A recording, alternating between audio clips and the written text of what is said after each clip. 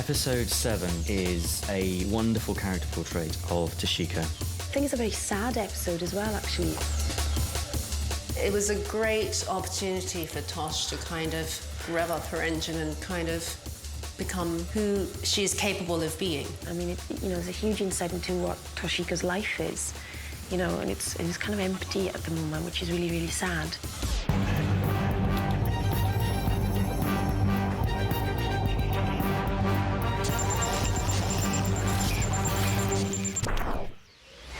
With Toshiko, we've been waiting. She's been there, she's faithful, she's marvellous. So, what next? She's spiky. I'd kill to get one of those. She's clever. I can't get a visual, just the signal, definitely alien in origin. She's private. But it's just time to start unravelling the layers and get beneath that privacy. You have a boyfriend? Yeah. Have you? I don't have time with this job. She's kind of uptight. Some might say she needs to get a life. That reminds you of anything? That bit in Alien where that thing bursts out of John Hurt? I'm sorry, I should have been more specific. Does that remind you of anything helpful? No. There's a lot more to Tosh than what she shows. She just chooses to be private about things. It's always my favourite sort of character, that character who gives nothing away at work. I'm really sorry, I think your computer might be dead. You're kidding. What happened? I kicked out the plug. Contrary to popular opinion, I think that Owen quite likes Tosh. I was running a translation program I'd written. Collated every scrap of alien language we've got and broken it down into binary threads to see if there was a common derivation. I think he respects her because she's brilliant at her job. However, I don't think he knows that she's got a crush on him. Need a hand getting it up, Owen? If I did, I wouldn't ask you. Toshiko, up to this point, I think, is an incredibly controlled character. Be professionals. I'd go as far as to say a control freak. Sometimes I think even that stick up your arse has got to stick up its arse.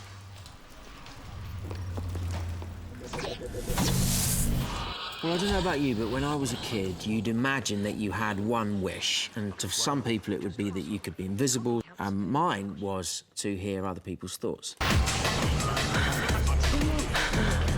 Gives me around before Lisa gets back to dress up. Got to be careful. She's starting to notice her tights getting baggy around the crotch. Some people should actually be prohibited from wearing a thong. What's that girl looking at? If you had the power to read people's minds and thoughts, it sounds like such a nice idea, an interesting idea, but what do you do with the information? Mr. Bond, I've been expecting you.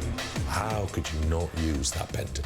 That's what I love about it. It's like, how could you not use it? How could you not listen into what your friends are thinking and your colleagues are thinking? And how could that not be bad? I'm gonna kill them. I won't miss anything. I won't miss this city.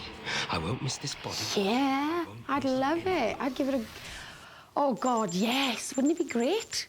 I mean, it would be great fun. Yeah, I'd probably get into a lot of trouble. But hey, oh, that's good.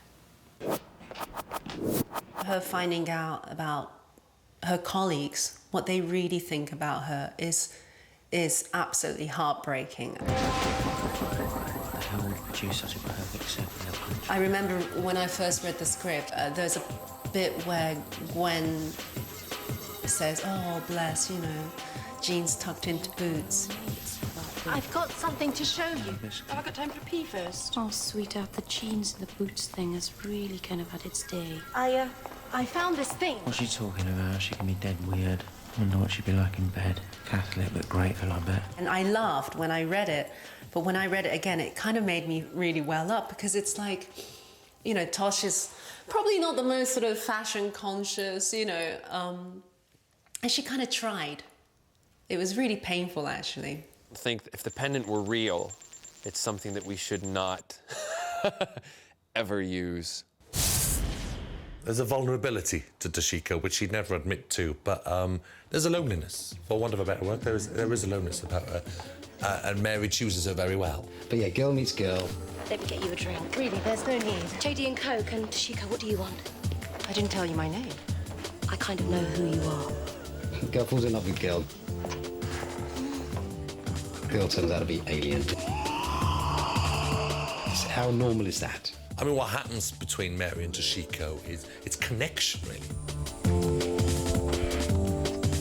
have a lost soul in Toshiko who is looking for love and romance, and you have an alien who is looking for her own objective, which has nothing to do with love and romance. So it's a complete relationship story.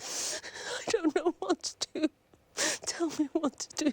Get me into Torchwood. The contrast between her and Toshiko was fun to play, you know, because you've got someone so restrained and then someone completely confident, you know, and kind of just bowls Toshiko over. You know, like a tornado, she sweeps into her life. To her, Mary was a new friend, a good friend that she probably hasn't had for a while, who she can really be honest and open with. I think what she was always missing was love, you know, she wanted to be loved. And then for that to be thrown back in her face was kind of really tragic. Using stories of sexual relationships and love as well is an excellent territory for Torchwood to go into. Every member of the team, I think, up to this point, has done something with the same sex. I'm so happy you. I'm having him first. Taxi! Lady kissing. Happy birthday, mate.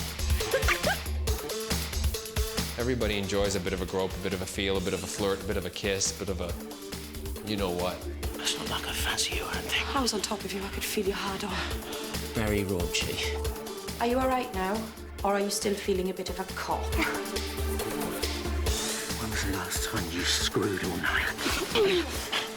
When was the last time you came so hard and so long you forgot where you are?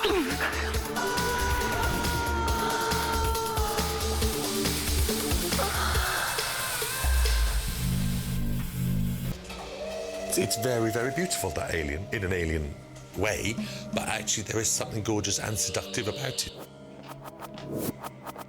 The original concept was described as like a fire angel.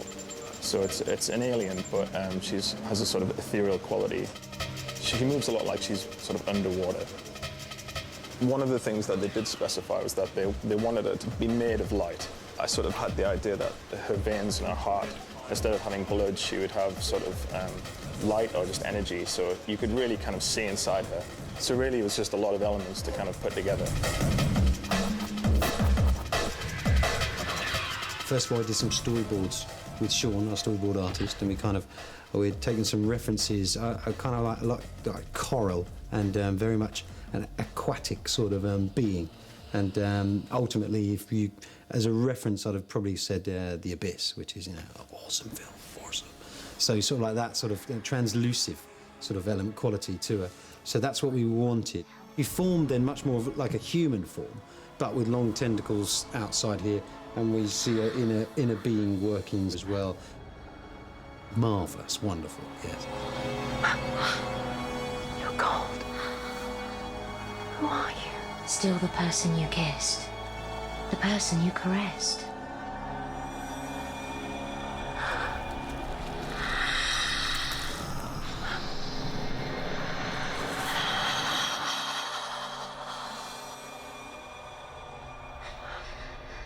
People are going to trip and stumble.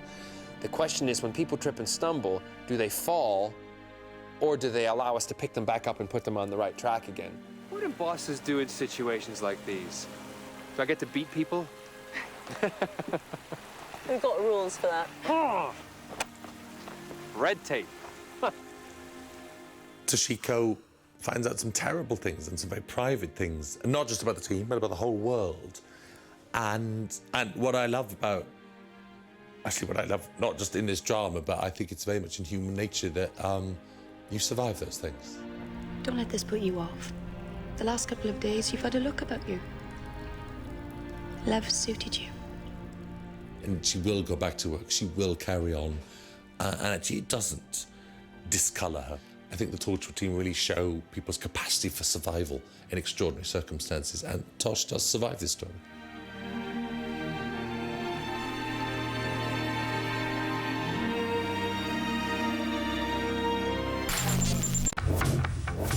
Episode 8 is so dark.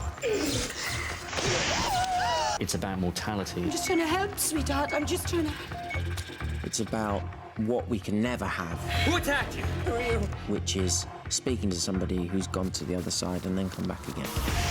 Just look. Look around you. Look at where you are.